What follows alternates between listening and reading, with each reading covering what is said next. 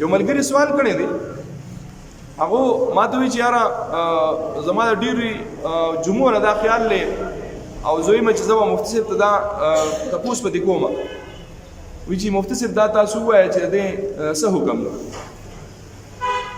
هغه وایي چې زمونږ دا ملګري بعض اوقات داسې کوي، دا ملګري چې په دې ګوتو کې دا ګوتې ورکړي داسې او ټکې دې وباسي. تاسو یې نه که نه دا ګوتې ټقی که نه ګوتو نه ټکې وباسي. نو د دې څه حکم دی؟ آیا دا ویستې شو که نه شو ویستې؟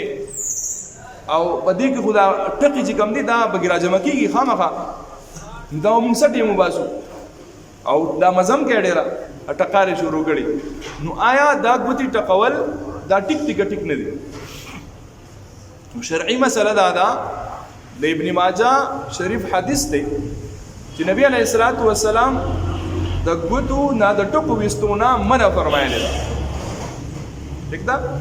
نبی علیه الصلاۃ والسلام ابن ماجه شریف کی حدیث دی چې نبی علیه الصلاۃ والسلام باقاعده د ګوتو نه د ټکو ویستو، هغه د خپې ګوتې دي او که د لاسو ګوتې دي، د دې نه منع فرمایلی ده. فقها علما هغه فرمایي چې جمهور علما په دې باندې دي چې د ګوتو نه ټکې ویستل که دا په جومات کې دی، د مانځه په حالت کې دی یا د جومات نه بهر دی، په دواړو صورتونو کې مکروه تحریمي دی. مکروه تحریمي دی یعنی ناجایز دی، حرام دی. په جومات کې ټکې ویستل یا خاص طور پر بیا په مانځه باندې ولاړې او ټک وباسئ، نو دا حرام دی، مکروه تحریمي دی.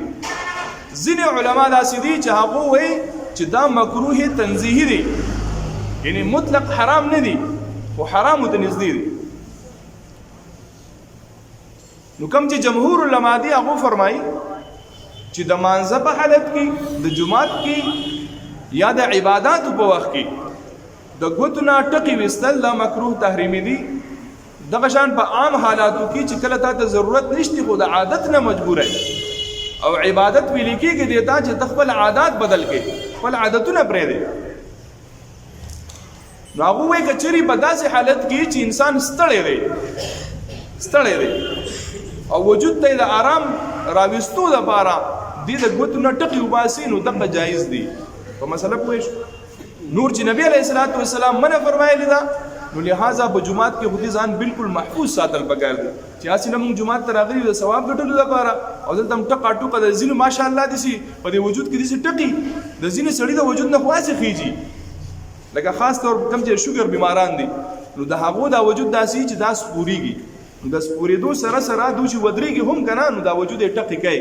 دا خو د هغه په اختیار کې نه ده که نه، دا خو قدرتي طور لاسې کېږي، یعنې غیر اختیاري، نو په دې هغه ګناهګار نه دی. لیکن چې کم سړی باقاعده په اختیار سره ټکی، نو د ده لپاره دا حکم دی چې دې دا ګوتې نه ټکی، په دې باندې ګناهګاري. صحیح ده دا مسله حل شو؟ یو ملګری بیمار دی په دې محله کې دی، ما ته ټلیفون وکړو، ډېر په عاجزۍ باندې درخواست وکړو چې مفتي صاحب جمعې په مانځه کې د ملګرو ته درخواست وکړئ زما لپاره دعا وکړو چې الله رب العزت هغه له صحت ورکړي. دعا ورته وکړئ اللهم صل علی سیدنا محمد. نور چې څونه بیماران دي ټول پکې یاد، اللهم صل علی سیدنا محمد وعلى آل سيدنا محمد وبارك وسلم. ربنا